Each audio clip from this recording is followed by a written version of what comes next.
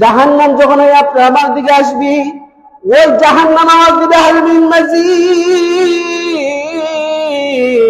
আমার পেট ভরে নাই, আমার আরো চাই, আমি আরো চাই, আমি আরো চাই।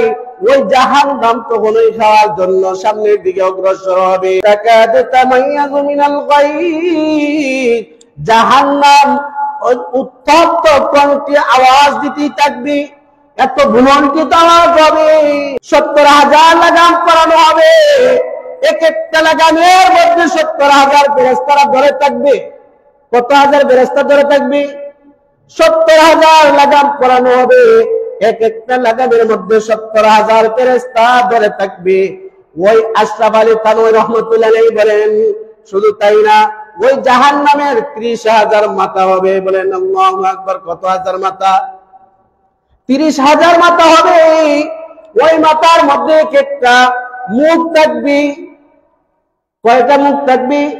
এক একটা মুখ থাকবে, এক একটা মুখের মধ্যে 32,000 দাঁত থাকবে। কত হাজার দাঁত থাকবে? 32,000 দাঁত থাকবে। এক একটা দাঁত কেমন হবে? উহুদ পাহাড়ের চাইতে আরো বড় হবে।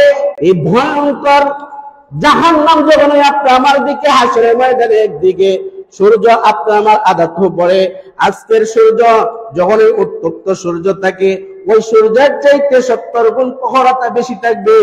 নিচে কোনো জায়গা নাই, শুধু পা দুইটা রাখার যে জায়গাটা, একজনের গায়ে আর একজন লাগবে, গানে হাবুডুবু খাইতে থাকবে, মানুষ পেরেশান। এভাবে হাজার হাজার বছর চলে যাইবে। একদিকে আল্লাহ তাআলা থাকবেন কাহার, আল্লাহ তাআলা বলবেন আইনাল জাব্বারুনা আইনাল মুতাকাব্বিরুন, ওই অহংকারীরা, কই দাম্ভিকরা, আজকের দিনে তোমাদের রাজত্ব কই? আজকের দিনে তো একমাত্র আমার রাজত্ব। একদিকে আল্লাহ তাআলার হুঙ্কার, অন্যদিকে সূর্য আমার একদম কাছাকাছি, নিচে কোনো মাটি থাকবে না, তামা থাকবে। এভাবে যখন উত্তপ্ত হবে, একদিকে জাহান্নাম দিয়ে আসবে, হাল মিন মাজিদ, আমি আরো চাই, আমি আরো চাই, আমি আরো চাই। এই সময় সমস্ত উম্মতরা হযরত আদম আলাইহিস সালামের কাছে যাইবে, গিয়ে বলবে, আপনি আমাদের আদি পিতা, আপনি আল্লাহর কাছে বেরিয়াত করুন, আমাদেরকে পেশ করুন, এই কষ্ট থেকে যেন আল্লাহ তাআলা রেহাই দিয়ে দেয়, আল্লাহ তাআলা যেন বিচার কার্য শুরু করে দেয়। আল্লাহর পয়গম্বর আদম আলাইহিস সালাম বলবেন, আজকে আমার দ্বারা সম্ভব না, আজকে আমার দ্বারা সম্ভব না। وَقُلْنَا يَا آدَمُ اسْكُنْ أَنْتَ وَزَوْجُكَ الْجَنَّةَ وَكُلَا رَغَدًا حَيْثُ شِئْتُمَا وَلَا تَقْرَبَا هَذِهِ الشَّجَرَةَ فَتَكُونَا مِنَ الظَّالِمِينَ। আল্লাহ তাআলা আমাকে জান্নাতে দিয়ে দিয়েছিলেন, বলছিলেন তোমরা বসবাস করো, কিন্তু গাছের ধারে কাছেও যাইবা না, তাহলে তুমি জালিমের অন্তর্ভুক্ত হইয়া যাইবা। কিন্তু আমি এই কথা রাখতে পারি নাই, আমি রাখতে পারি নাই, দুঃখায় পড়িয়া ওই গাছের কাছে গেলাম, ফল হয়ে গেলাম। কিন্তু যদিও আমি আল্লাহর কাছে তওবা করছি, 3000 বছর কান্নাকাটি করার পর আল্লাহ তাআলা আমার তওবা কবুল করেছেন, কিন্তু আজকের দিনে আমার দ্বারা সম্ভব না। যদি আল্লাহ তাআলা আমাকে প্রশ্ন করে দেন, ইয়া রাব্বি নাফসি নাফসি, আজকের দিনে আমার জান আমি বাঁচাই, তোমরা কার কাছে যাও? নূহ নবীর কাছে যাও। সমস্ত মানুষ যখন নূহ পয়গম্বরের কাছে যাইবে, গিয়ে বলবে, আপনি আমাদের দ্বিতীয় আদি পিতা, আপনি আমাদের কি আল্লাহ দরবারে পেশ করুন। নূহ পয়গম্বর বলবেন, ইয়া রাব্বি নাফসি নাফসি, আজকে আমারও কোনো কাজ হবে না, কারণ আল্লাহ তাআলা বলছিলেন আমার সন্তানের জন্য যেন আমি আল্লাহর কাছে দোয়া করি। আল্লাহ তাআলার কাছে আমি আমার সন্তানের জন্য দোয়া করলাম। আল্লাহ তাআলা বলেছিলেন, ইন্নী আ'ইদুকা আন তাকুনা মিনাল জাহিলিন, তুমি যদি দোয়া করো তাহলে তুমি জালিমদের অন্তর্ভুক্ত হয়ে যাইবা। এজন্য আমি যখন দোয়া করলাম, যদিও আমি আল্লাহর কাছে আমি কান্নাকাটি করিয়া তওবা মাফ করাইছি, আমি আমার উম্মতের জন্য বদদোয়া করিয়া তাদের ঘর বাড়িকে ধ্বংস করাইছিলাম। وقال نوح رب لا تذر على الأرض من الكافرين ديارا। আমার উম্মত যখন ইসলাম ধর্ম গ্রহণ করে নাই, আমার দিনকে মানে নাই, তখন আমি আল্লাহর কাছে দোয়া করেছিলাম, আল্লাহ তাআলা আমার দোয়া কবুল করেছিলেন। যদি আল্লাহ তাআলা আজকে এই দুইটার কারণে আমাকে ধরেন, তাহলে আমার কোনো বাঁচার কোনো রাস্তা নাই। ইয়া রাব্বি নাফসি নাফসি, আজকে আমি আমার জান বাঁচাই, তোমরা কার কাছে যাও? ইব্রাহিম খলিলুল্লাহর কাছে যাও। সমস্ত মানুষ যখন নূহ পয়গম্বর থেকে ইব্রাহিম খলিলুল্লাহর কাছে যাইবে, কার কাছে যাইবে? ইব্রাহিম খলিলুল্লাহর কাছে যাইবে। যাওয়ার পর গিয়ে বলবে, আপনি না আল্লাহর খলিল, আপনি তো আল্লাহর সাথে বড় সম্পর্ক, আপনি না আমাদের জাতির পিতা, আজকে আমাদের কি আল্লাহর কাছে পেশ করুন। আর হাসরের ময়দানে কঠিন অবস্থা আমাদের আর সহ্য হইতেছে না। তখন ওই আল্লাহ পয়গম্বর ইব্রাহিম খলিলুল্লাহ বলবেন, আজকের দিন আমার কোনো কাজ হবে না, কারণ তিনটা এমন কথা বলছিলাম আমি কৌশলে, যদিও আমি সত্য বলছি কিন্তু কৌশলে অবলম্বন করার কারণে, হিকমত হওয়ার কারণে। যদি আল্লাহ তাআলা বলেন তুমি মিথ্যা বলছিলা, কি বলছিলা? তুমি মিথ্যা বলছিলা, তাহলে আমি আল্লাহর কাছে ধরা পড়ে যাইব। কি একদিন আমার কম যখন আমাকে বলল যে আমি একটা কাজে তাদের সাথে অংশগ্রহণ করার জন্য, কিন্তু আমি তো মূর্তি পূজা করি নাই, তাদেরকে বললাম ওয়াকালা ইন্নী সাকিম, আমি অসুস্থ, কিন্তু মানসিক ভাবে অসুস্থ, আমি যদিও শারীরিক ভাবে অসুস্থ নই, তাদের সাথে আমি মূর্তি পূজা করতে পারি নাই। এই একটা কৌশলের কথা বলছিলাম।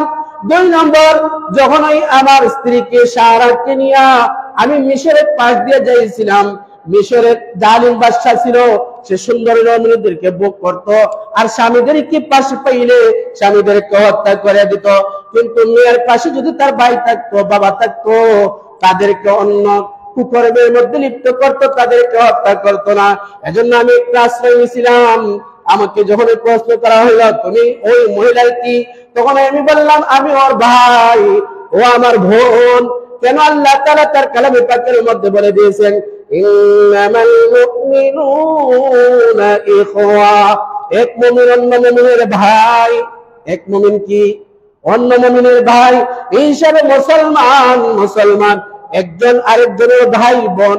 ওই হিসাবে আমি আল্লাহর কাছে আশ্রয় নিলাম, এই বাদশার কাছে আমি কৌশল বিনিময় করলাম।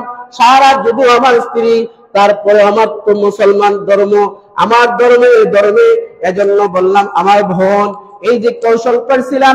3 নম্বর আরেকটা, যখন আমি তাদের মূর্তিগুলাকে আমি ভেঙে চুরমার করে বরফের মধ্যে আমি লটকায় কোরালটা রাখলাম, তখন তারা আসলো, আসার পর বলল, ও ইব্রাহিম, আমাদের মূর্তিগুলা কে ভাঙিয়েছে?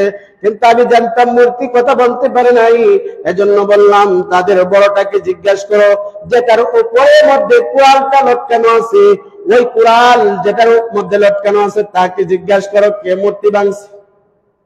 মূর্তি কি কথা বলতে পারে? কিন্তু এখানে একটা কৌশল করলেন, নিজে বাংলেন আর বললেন মূর্তির বড়টাকে জিজ্ঞাসা করো, কারণ এই মূর্তি তার বলতে পারবে না। এই 3টা কিন্তু কৌশলী মিথ্যা কথা বলার কারণে যদি আল্লাহ তাআলা আজকে আমাকে ধরে, আমি ইব্রাহিম খলিলুল্লাহ স্যার পাইব না। ইয়া রাব্বি নাফসি নাফসি, আজকে তোমরা যাও মুসা কালিমুল্লাহর কাছে। মুসা কালিমুল্লাহর কাছে যখন সমস্ত উম্মতরা যাবে, বলবে মুসা কালিমুল্লাহ, আপনি না আল্লাহর সাথে নিবিড় সম্পর্ক, সব সময় আল্লাহর সাথে কথা বলতেন, আজকে আমাদেরকে বাঁচান। মুসা কালিমুল্লাহ বলবেন আজকে আমার দ্বারা সম্ভব না। মুসা কালিমুল্লাহ বলবেন আমার বংশের বিরুদ্ধে একজন মারামারি করছিল, ওই লোকটা ছিল খারাপ, তাকে শাসানোর জন্য আমি একটা তাপ করা লাগাইলাম।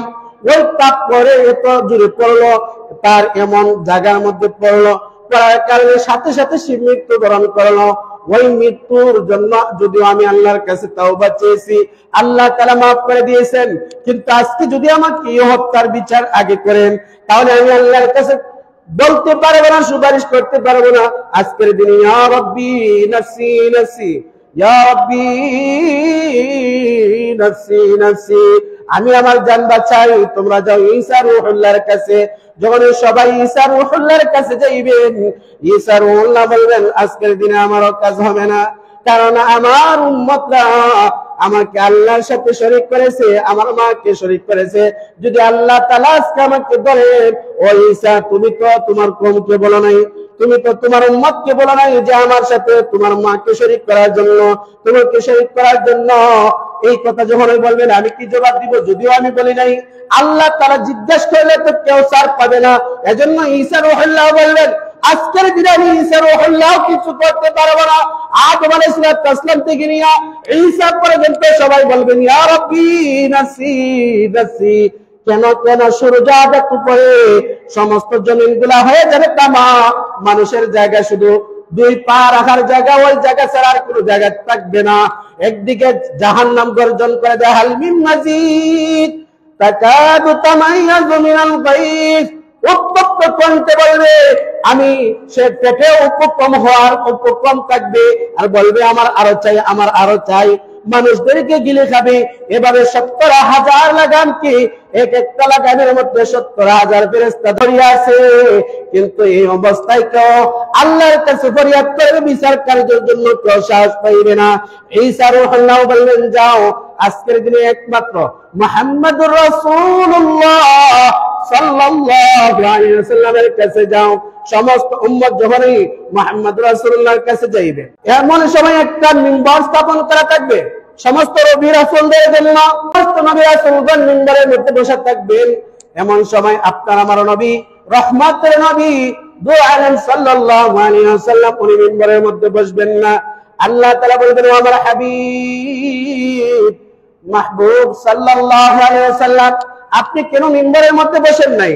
আল্লাহর হাবিব বলবেন, আমার উম্মতের তো এখনো বিচার কার্য হয় নাই, আমি কিভাবে আমার উম্মতকে রাখিয়া মিম্বারের মধ্যে বসি? যদি আমি মিম্বারের মধ্যে বসি আর এই মত অবস্থায় যদি মিম্বার আমাকে জান্নাতে নিয়ে যায়, আমি তো নবী এটা বরদাস্ত করতে পারবো না। এজন্য আমি দাঁড়িয়ে আছি।